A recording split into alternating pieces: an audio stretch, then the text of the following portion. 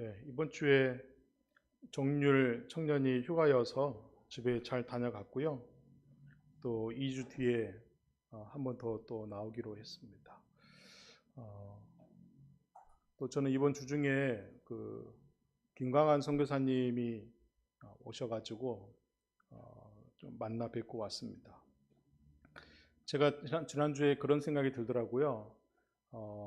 제가 노회장을 맡는 동안 어, 저희 노회 소속 선교사님들이 한국에 들어오면 우리 교회 모셔야 되겠다. 제가 여러분들 양해를 구했고 여러 차례 모시게 되었는데 때로는 여러분 중에 선교사님들이 왜 이렇게 자주 들어와라고 생각하시는 분도 있으실 거고 또 선교사님들이 오셔서 전하는 말씀들이 여러분이 평소에 저랑 나누었던 말씀의 결과 많이 달라서 당혹스러우실 도 있으실 텐데 잘 참아주시고 잘 들어주셔서 고맙다는 생각이 좀 들었습니다. 그래서 제가 9월까지 노회장을 맡는데 또 그 와중에 어떤 선교사님이 들어오실지 모르겠지만 어쨌든 여러분들이 참 보듬어 주시고 안아주셔서 고맙다라는 생각이 좀 들었습니다.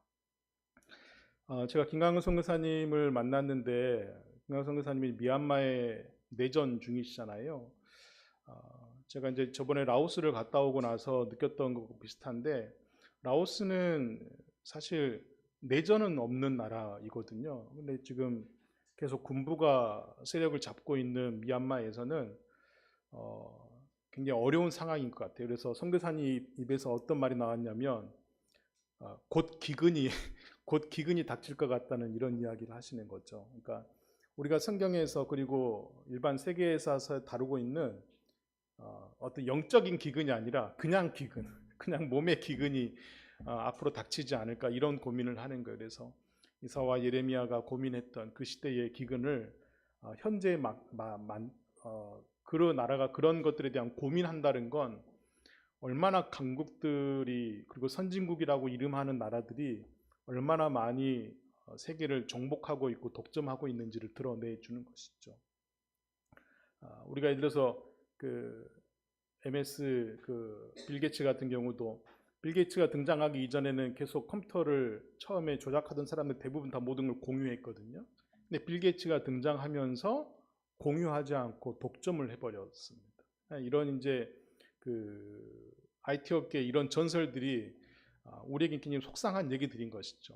근데 나중에 사람들은 그걸 잘 모르고 빌 게이츠가 얼마를 기부했다, 후원한다 이런 것들만 보고 이제 그냥 가늠해 버리는 것이죠. 괜찮을 거다라고 하는. 그러니까 세계사에서 우리가 영적인 기근이 아닌 육적인 기근을 아직도 고민하고 있다는 건 아직까지 누군가는 이치에 맞지 않는 누리는 삶과 이치에 맞지 않는 욕심을 굉장히 많이 부리고 있는 것에 대한 반증인 것이죠. 제가 그러면서 이제 선교사님이 이 얘기도 하시는 거예요. 자기도 그나마 미얀마의 수도 쪽에 살고 있고 그나마 이 개발도상국에 벗어난 나라에서의 선교사로 온 거잖아요. 그럼에도 불구하고 이 국민들과 함께 살아가는 것으로 인하여서 자기도 모르게 거기서 그 국민들이 생각하는 불안과 두려움이 몸에 배어버린 게 아닌가라는 고민을 하시는 것이에요. 그래서 이 정신적인 우울감이나 이런 것들이 영향을 안 받는다고 생각을 했는데 한국에 나와 보니까 영향을 받고 있다. 이걸 고백을 하시는 거예요. 제가 이제 밥 먹고 이제 식물원에 이제 산책하면서 이런저런 이야기하면서 야, 참 우리는 영적 기근에 대한 고민을 하고 있는데 몸의 기근을 생각하는 이 시대에 다른 나라가 있다라고 하는 게 얼마나 많이 힘든 일인 것인가. 가늠이 안 되었지만 좀 속상한 시간이 좀 되었었습니다. 오늘 본문은 똑같이 실제적인 몸에 기근이 왔던 그 시대를 이야기합니다. 이 수천 년 전에 기근이었으니까 당연히 그럴 수 있겠죠. 오늘처럼 식량이 대량 생산되는 나라도 시기도 아니었을 뿐더러 그냥 해와 비와 바람에만 의지했던 농경 시대였을 거 아닙니까? 그 당시에 기근이 와서 야곱과 그의 가족들이 살고 있는 가나안 땅에 기근이 왔는데 그 아래쪽에 이집트 땅에는 아직 먹을 것이 있다라고 하는 소문이 돌거든요. 왜냐하면 여러분들이 이번 주에 묵상하셔서 알겠지만 바로 이집트 파라오에게 하나님은 꿈을 꾸게 하셔서 7년 동안의 풍년과 7년 동안의 흉년을 대비하게 하시는 그 역할을 요셉에게 맡기셨고, 그것 때문에 창고를 짓고 곡식을 저장할 수 있는 상황이 된 것이죠. 근데 가나안 땅은 그런 영향도 없었거나 준비가 안 되었기 때문에 곡식을 사러 내려갈 수밖에 없었습니다. 근데 이것뿐만이 아니라 야곱 집안 자체에 기근이 있었던 것이죠. 기근이라고 하는 것은 버틸 수 있는 여력이 없는 것인데, 이런 걸 거예요. 아마 야곱이 형제들 중에서 편애했던 것들 때문에 형제들 마음이 나뉘었을 것이고, 또 그의 부인이 2명이고 또 여종의 자녀들까지 하면 4명의 부인이 있는데, 역시 그것 가장 사랑하는 여인과 어쩌다 얻은 여인과 자식 때문에 어쩔 수 없게 낳게 된 부인들, 뭐 이런 관계 속에서 이 복잡한 아버지와 가족들 간에 이런 마음들이 있을 거 아닙니까? 그리고 또 하나는 자기가 가장 사랑하는 여인의 자식인 요셉이 살았는지 죽었는지 알 길이 없었던, 그리고 또 시므온은 지금 현재 이집트에 인질로 잡혀 있는 상황이고, 근데 또 곡식이 떨어져서 곡식을 가지러 가야 되고, 그 형제들 간에는 또 어떤 기근이 있어요? 자기들만 아는 비밀이 있잖아요. 요셉에 대한 자기들만 아는 비밀, 아버지는 모르는. 그런데 그 아버지 모르는 비밀이 자식들만 공유하고 있는데 그게 아름다운 공유가 아니잖아요. 얘를 죽이려고 했다가 팔아 넘기려고 하는 그런 비밀들을 형제들 간에 갖고 있는 것이죠. 그러니까 경제적인 기근도 기근이지만 한 가족 안에서의 이런 관계적인 기근 속에 야곱의 형제들은 살고 있었던 것입니다. 가정생활에 계속 압박이 오는 것이죠. 압박이. 여러분, 이거 우리가 압박이라는 걸 이게 계속 프레싱 당하잖아요. 이게 슬슬 오면 굉장히 어렵습니다. 제가 어제 밤에 잠을 거의 못 잤어요. 지금 이렇게 노예에서 막 이렇게 프레싱 되는 게 또 있고, 또 개인적으로 또 저희 가정을 생각하면 많이 이렇게 여러 막 생각들이 막 올라오는 것 때문에 잠을 좀 많이 못 잤어요.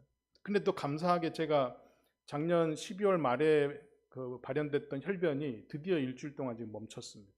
약으로 꾹꾹 누르고 있는데 이 약을 다 복용한 다음에도 이게 좀 관해기로 진행이 돼야 되는데, 어쨌든 좀 일주일 동안 피를 안 보고 사는 생활이 좀 됐습니다. 그러니까 계속 이런 가정생활에서 압박이 오다 보면 어딘가 풍선 한 곳을 누르면 다른 풍선이 부풀어 오르는 것처럼 이 압박센 속에서 계속 터져버릴 수 있는, 본물처럼 터트려버릴 수 있는 시간이 오거든요. 아마 이 가정에도 그런 폭파 직전까지 오는 상황이 됐을 겁니다. 그때 유다가 나섭니다. 유다가 나서 뭐라고 하냐면 아버지께 그렇게 설득을 하는 것이죠.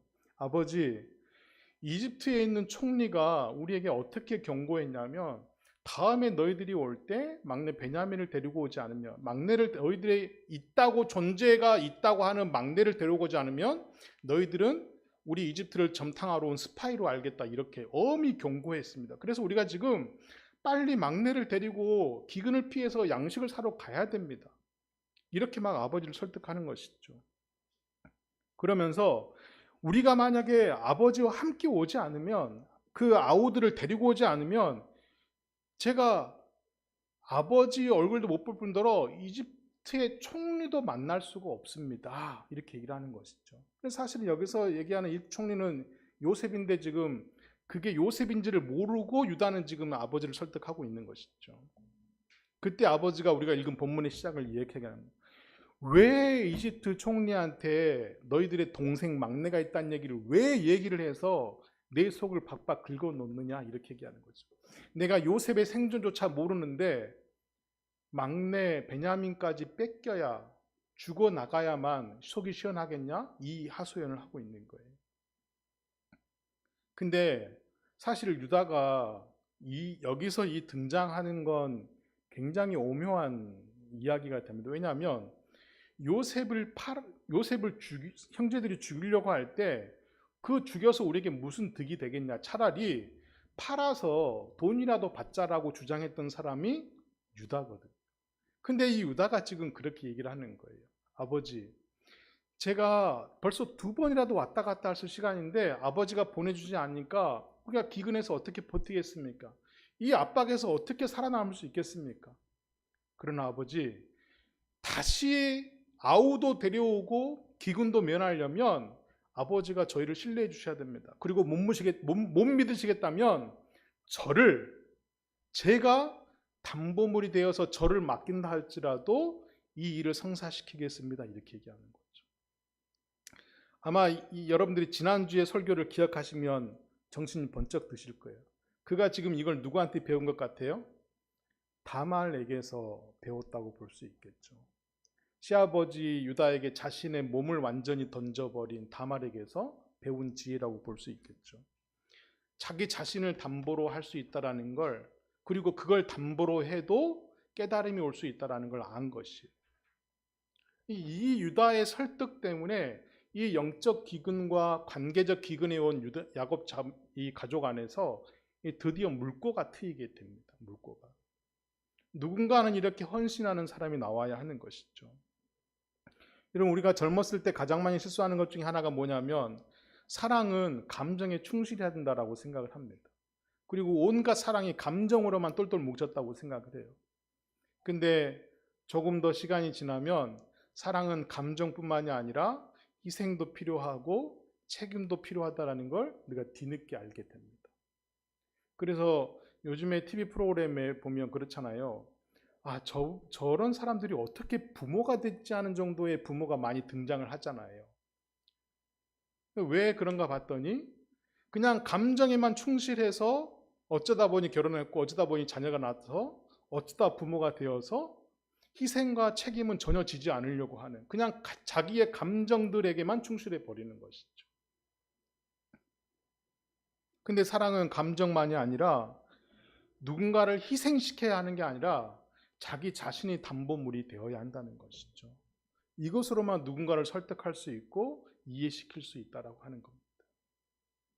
만약에 유다가 자신이 담보물이 된다라고 하는, 그리고 자신이 다말에게서 배운 자신을 던져버리는 이 희생을 배우지 않았으면 아마 야곱을 설득하지 못했을 겁니다.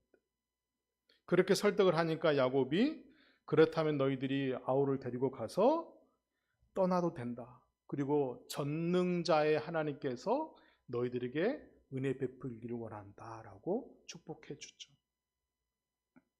그리고 인질로 잡혀있던 시므온과 베냐민이 돌아오기를 하나님께 기도합니다. 그러면서 마지막 뭐라고 얘기합니까?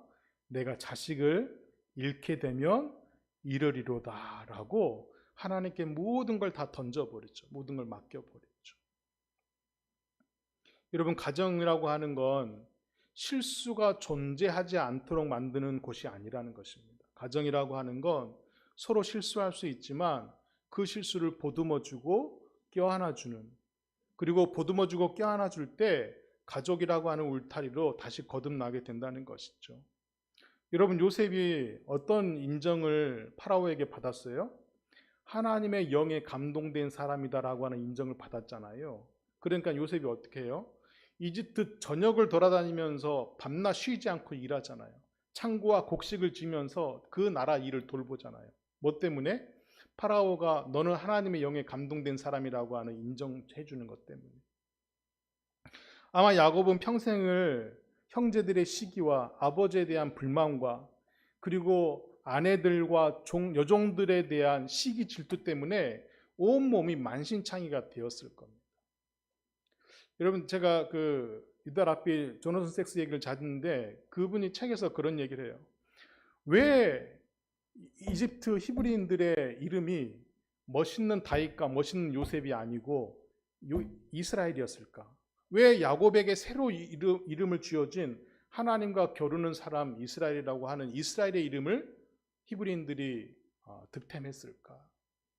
이런 천신만고 끝에, 이런 만신창이가 된 끝에 결국에는 하나님으로밖에 향할 수밖에 없는, 그 유일신을 의지할 수밖에 없는, 그 유일신을 향할 수밖에 없는, 그분을 경외할 수밖에 없는 이 상태, 그 상태를 아마 히브리 민족에게 그 정체성으로 주어주고 싶은 게 아니었을까라고 하는 것이죠. 그러니까 자랑스러운 게 아니잖아요. 찢기고 다치고 아픈 마음인데 그것이 회복되는 과정 속에서 그 안에 인생사가 들어있는 것이죠. 여러분, 가정은 그렇게 누군가를 인정해주고 누군가가 수고하는 것에 대해서 서로 좀 보듬어 줘야 하고 실수하는 것을 좀 안아주어야 하는 것입니다. 만약에 이것이 되지 않으면 가족은 가정이라고 하는 울타리 안에서 서로 성숙하게 자라가지 못하는 것이죠. 그리고 마지막은 이런 막히는 관계 속에서 풀어나갈 수 있는 방법들을 가족 안에서 연습해야 된다고 하는 겁니다. 야곱이 형제와 자녀들을 보낼 때 뭘 보내냐면요, 그 땅의 아름다운 소산들을 다 챙겨서 보내거든요. 그리고 그 예쁜 그릇에 담아서 예물로 바치다로 그릇까지 챙겨서 줍니다. 오늘 우리는 그릇이 흔한 것이 되었고 돈 있으면 명품을 살 수 있지만 당시의 그릇은 얼마나 더 귀한 것이었겠습니까? 거기다가 유황과 꿀과 향품과 몰약과 피스타치오와 아몬드와 그 지역 특산품을 다 챙겨가는 것이죠. 그리고 돈자루에 챙겨왔던 돈까지도 더블로 챙겨가지고 다시 돌아갑니다. 여러분, 우리는 사실 처세술이 좀 안 좋은 뉘앙스로 받아들이는 경향이 있는데, 우리는 삶이 막혔을 때, 그리고 삶이 불통할 때 어떻게 처세하는 것에 대해서 많이 배워야 할 필요가 있는 것입니다. 살아가는 방법을 익히는 것 중에 하나는 막혔을 때 어떻게 하는 것이죠. 잘 될 때 어떻게 하는가는 누구든 할 수 있는 것이죠. 근데 막혔을 때 어떻게 할 것인가. 우리는 불법이라고 하는 것에 너무 많이 주저할 때가 있습니다. 특별히 기독교인들은요, 도덕이라고 하는 스퀘어 안에 갇혀서 그 울타리를 많이 못 벗어날 때가 있거든요. 뒤에서는 사실은 할 것 다 하면서 남이 볼 때는 그 도덕이라는 스퀘어를 못 벗어나는 것이죠. 근데 그렇지 않고 불법이 아니라면 어떤 처세든 다 해야 하는 것입니다. 아마 야곱이 그런 심정이었을 거예요. 내가 자녀를 잃게 되면 잃게 되겠지만 혹시라도 이런 예물들이 이집트 총리와 그 나라를 마음을 살 수 있다면 하면서 모든 것을 다 동원해서 가져가게 하는 것이죠. 우리는 가족 안에서 그런 막힐 때 풀어가는 방법을 찾아가야 합니다. 그렇지 않고 늘 생일 같고 늘 합격하고 늘 성공하고 늘 좋은 일만 있기를 바라는 것은 오히려 숨막히는 가정이 되어버릴 수 있는 것이죠. 우리 가정의 대화가 단절되었고 누군가가 실패했고 누군가가 넘어졌을 때 그 막혔을 때 어떻게 할 거냐는 것이. 지금 저희 노예도 계속 어려움이 있어가지고 오늘 실무진들 긴급 좀 모임이 있거든요. 제가 이제 밤새 온갖 그 AI를 다 동원해서 지금 막 문구를 만들고 어떻게 하면 목사님들 마음을 돌릴까. 근데 여러분, 제가 잘못한 건 하나도 없거든요. 제가 잘못한 건 하나도 없는데 누군가의 잘못을 보듬어주고 누군가의 실수를 안아주기 위해서 누군가는 이렇게 헌신하고 희생해야 하는 것이에요.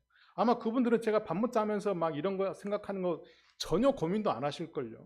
아마 고민 안 하실 거예요. 저는 어제 밤부터 막 뒷골이 땡겨가지고 잠도 못 자고 이랬는데 그분들은 이렇게까지 고민 안 하실 거란 말이에요. 그런데 누군가는 막힌 거를 뚫기 위해서 희생하는 자가 있어야 하는 것이고 누군가는 담보물이 되려고 나서는 사람이 있어야 하는 것이죠. 그래야 막힌 게 뚫리지 않겠습니까? 그렇게 우리는 가정이라고 하는 공간은 통제하고 소유하는 곳이 아니라 오히려 실수하고 보듬고 안아주는 곳이 되어야 하는 것이에요. 왜냐하면 우리 이 가정이라고 하는 건 우리가 차린 게 아니잖아요. 우리가 만든 게 아니잖아요. 하나님께서 우리에게 맡겨주신 공동체 아닙니까? 하나님께서 맡겨주신 가장 작은 공동체 안에서 이것이 연습되고 발현되고 실현될 때 조금 더 큰 단위의 조직에서 이게 시험대에 오를 수 있고 이게 펴져나갈 수 있는 것이죠. 그래서 저는 우리 가정 안에서 배울 것은 가장 중요한 것은 이것이라고 생각합니다. 무엇이냐면 이기적이어야 살아남아야 된다고 하는 것을 배우는 게 아니라 이타적인 삶도 충분히 괜찮다는 걸 신뢰할 수 있다는 걸 가정 안에서 배워야 한다는 것입니다. 이것을 배우지 못하면 조금 더 큰 단위의 조직에 와서도 계속 이기적일 수밖에 없는 것이죠. 왜? 그게 살아남는 유일한 방법이라고 생각하기 때문에. 제가 다른 공동체에서 수고하는 이유는 딱 한 가지입니다. 제가 잘나서거나 제가 근사해서가 아니라 이타적인 삶이 충분히 하나님의 열매를 먹기에 신뢰하기에 충분하다는 걸 알기 때문에 그런 것이에요. 이게 십자가의 정신 아니겠어요, 여러분? 이타적인 삶의 결정체가 십자가 아닙니까? 근데 우리가 이걸 믿지 못하고 산다는 거예요. 예수님의 십자가는 너무 아름다운데 그게 내 얘기가 되긴 싫어. 그게 내 스토리가 되진 않았으면 좋겠어. 그래서 우리는 계속 이기적인 자리에 남아 있는 것이죠. 가정에서도 연습하지 못할 뿐더러 어디에서도 이타적인 삶을 우리는 살아보지 못하는 것입니다. 근데 우리는 이제 다시 시작해야 합니다. 다시 거듭나야 합니다. 가정 안에서 이타적인 삶도 신뢰할 수 있고 이타적인 삶도 성령의 열매를 맺을 수 있다는 것. 자신을 담보물로 삼으려고 했던 유다, 자식을 잃게 되면 일이라고 결단했던 야곱, 그리고 막혔을 때 온갖 방법을 통해서라도 처세술을 갖고 싶었던 그들의 결단처럼 우리도 이 이후의 삶이 다시 하나님께서 회복하실 걸 기대하고 하나님께서 그 가정을 거듭나게 하실 것을 알고 있기 때문에 우린 충분히 할 수 있다는 것입니다.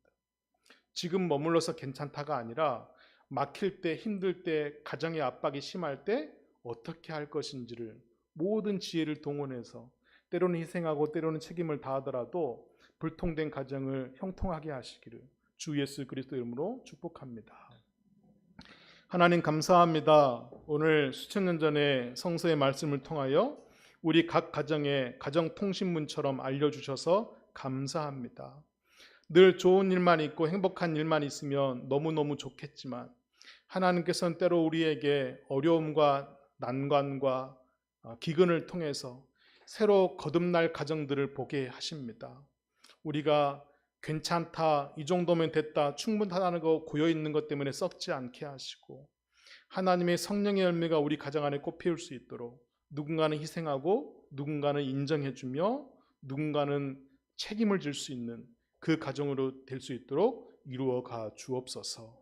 하나님이 우리에게 맡기신 위탁하신 가정으로 살아내게 하시고 우리 또한 그 가정에서 끝날 때까지 배우게 하여 주옵소서. 예수 그리스도 이름으로 기도합니다. 아멘.